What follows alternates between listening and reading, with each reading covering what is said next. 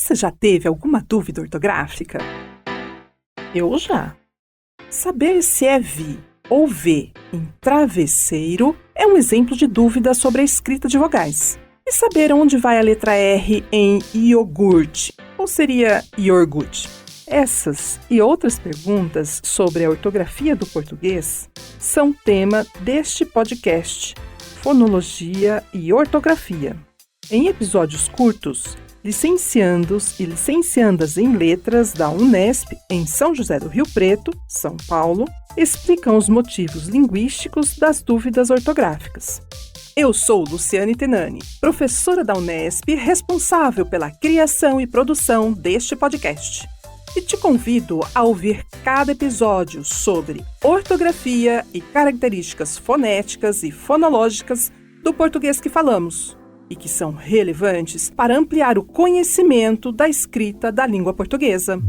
Continue conosco para conhecer mais sobre fonologia e ortografia.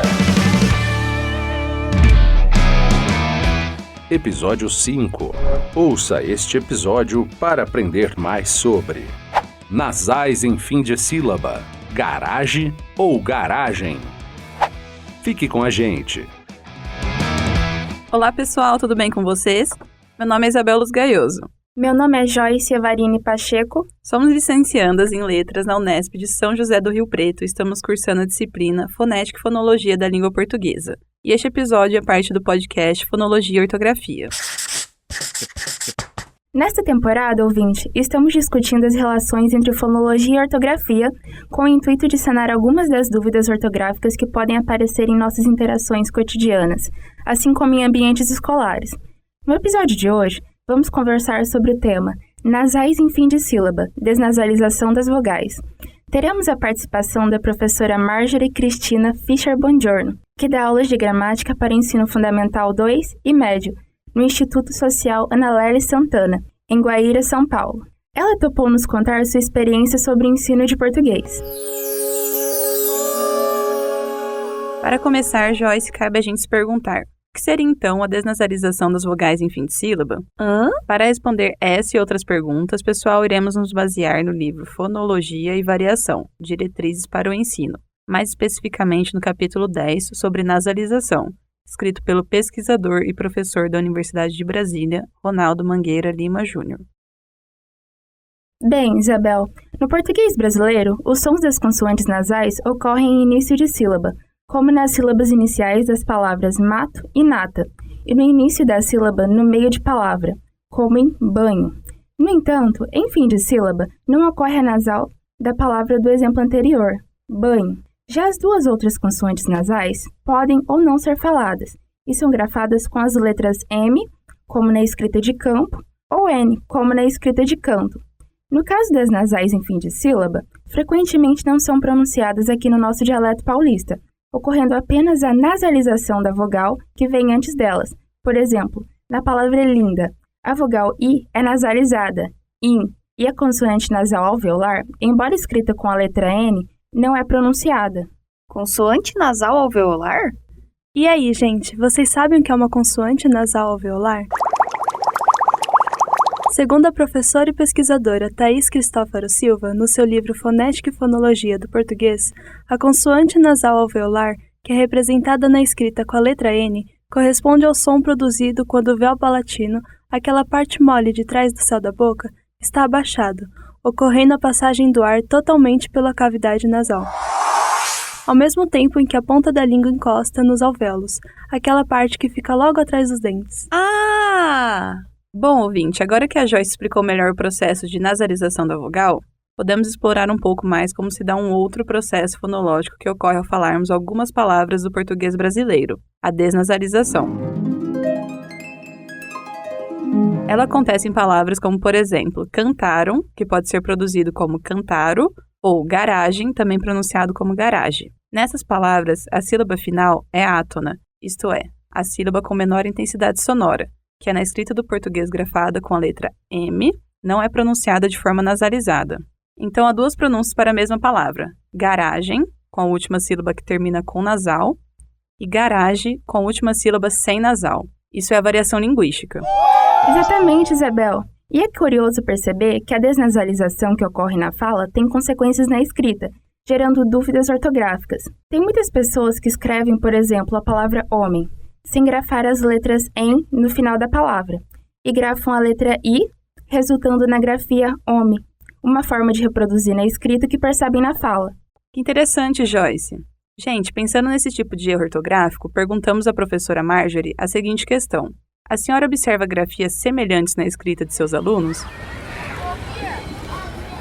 A esses tipos de grafia de desnasalização na escrita dos alunos, principalmente quando são mais novos, 6º e 7º anos, porque eles ainda associam muito a fala à escrita. Então, geralmente, eles escrevem da maneira que eles falam mesmo. Então, acontece, sim, muito deles escreverem, por exemplo, a palavra ontem.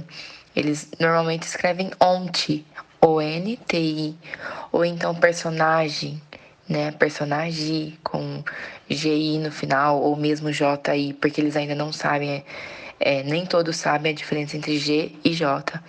Mas é muito comum esse tipo de erro por conta justamente da influência da fala em cima da escrita nessa idade. O ouvinte deve se lembrar que acabamos de apresentar o fenômeno da desnasalização, que é comum na fala e ainda pode influenciar a escrita, gerando dúvida ortográfica.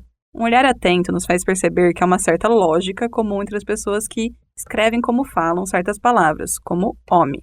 Para refletir sobre essa lógica, é importante apontar que na escrita nem sempre existe uma relação de uma letra na escrita para um som da fala. Isso mesmo, Isabel. E pensando no ensino da língua portuguesa, a identificação de um processo fonológico como o da desnasalização possibilita a discussão em sala de aula da diferença que existe entre fala e escrita. Você não acha, Isabel? Com certeza, Joyce. Por isso, pessoal, questionamos a professora. Como a senhora trabalha essa distinção e também a relação entre fala e escrita com seus alunos? Como que a gente trabalha essa questão da distinção da maneira que a gente fala com a maneira que a gente escreve? Em primeiro momento, eu explico para os alunos que a fala, ela é muito rápida, né? Ela é orgânica. Às vezes a gente nem pensa para falar, a gente simplesmente vai pronunciando as palavras sem tanto raciocínio lógico na pronúncia. Então, por isso que acontece muitas vezes esse tipo de erro, né? Porque a gente não para pensar o que a gente está falando, a gente simplesmente fala. Ainda mais em situações conversacionais, né? Que a gente não está ali preocupado com a escolha linguística e tudo mais. Então, ainda se tratando de adolescentes, que é a idade que eu trabalho, é muito normal que esses erros aconteçam na pronúncia. E aí, o que eu converso com eles? Que determinadas pronúncias não podem acontecer na escrita, não é mesmo? Até porque numa resposta de prova, numa redação, exige uma linguagem um pouquinho mais formal. Então, é importante que eles tenham essa consciência de escrita, né? Então, eu vou apresentando para eles algumas pronúncias que a gente tem na fala e que não podem ser trazidas para a escrita. E eu aproveito para conversar um pouquinho sobre a variação linguística, que é o processo que se dá tudo isso, né? Essa questão de nós falarmos de uma maneira, de pronunciarmos e escrevermos de outra, é tudo parte da variação linguística, porque a variação ela justamente vem para mostrar isso, que existem permissividades possíveis dentro da fala e não da escrita, dependendo do contexto social. Então, é uma questão de bate-papo mesmo com eles, de apresentação, de discussão, de mostrar dentro da própria escrita deles de prova, na própria escrita das redações, o que eles podem corrigir, né, o que não é permitido de maneira alguma e o que eles precisam se atentar. Então, é um processo bem legal, porque é um processo de autoconhecimento para eles, né? Eles vão conhecendo a maneira com que eles escrevem, a maneira com que eles falam, e chega até a ser divertido em certos momentos. Agora que entendemos mais sobre a relação entre fala e escrita, gente, fica o questionamento. Como o aluno se beneficia ao entender essa relação, estabelecendo semelhanças e diferenças entre elas? Por que o aluno tem de saber sobre a palavra garagem, homem, mesmo sendo muitas vezes pronunciada sem a nasalidade no final, como garagem e homem, que são escritas com a letra M no final de palavra? Boa pergunta, Isabel. Por participarmos de uma sociedade em que o emprego da norma escrita padrão é atrelado ao prestígio social do indivíduo, é importante o aluno entender que em contextos formais, escrever homem em vez de homem pode limitar suas oportunidades, como entrar em uma universidade ou conseguir um emprego. Com isso em mente, pessoal, perguntamos a Marjorie como a identificação desse fenômeno linguístico impacta na realidade de seus alunos, pensando nos objetivos de formação deles. O processo de escrita, a transcrição da fala para a escrita, ele é contínuo e ele é progressivo. Então, inicialmente eu apresento para os alunos o que é permitido na fala e o que não é permitido na escrita, faço bate-papo em sala, apresento no próprio caderno deles o que pode e o que não pode, e nesse processo é criada uma consciência de escrita extremamente importante e significativa, porque eles têm a dimensão de que aquilo não pode ser escrito. Então, nas futuras produções, nos futuros trabalhos, eles vão sempre se recordar daquele momento em sala de aula em que foi dito o que pode e o que não pode. Dessa maneira, eu crio alunos e cidadãos também bem mais preparados, tanto para um vestibular, que é o foco maior dentro da escola, Nós preparamos os alunos para prestar um vestibular e para ter uma aprovação importante, mas também para o mercado de trabalho, porque eles vão lidar com situações extremamente formais, como em um congresso, numa palestra, numa reunião entre gerentes. Então, eles vão construindo essa linguagem formal e fazendo com que eles sejam mais instruídos para essas situações. Então, é um processo muito legal de se acompanhar e de ver o crescimento deles. E eu acho que essa parte também é bem satisfatória, de acompanhar o quanto eles crescem nessas escritas e o quanto eles aperfeiçoam o próprio vocabulário. Estamos chegando ao fim, ouvinte. No episódio de hoje, nós entendemos o que é o processo fonológico de desnasalização das vogais em fim de sílaba e como ele aparece na escrita de alunos do Fundamental 2 e Médio. Também vimos os impactos desse fenômeno na ortografia e as relações que existem entre fala e escrita. Por fim, gente, buscamos mostrar a importância da fonologia para entender o que motiva a variação na maneira de falar certas palavras e como ela pode ser útil para o professor se preparar para o ensino da ortografia da língua portuguesa. Isso é tudo, pessoal! Gostaríamos de agradecer à professora Marjorie por responder às nossas perguntas e a você, ouvinte, que nos escutou até aqui. Espero que tenha aprendido muito com o episódio, como também nós aprendemos com a professora Marjorie. Até a próxima, Joyce! Tchau, tchau, Isabel!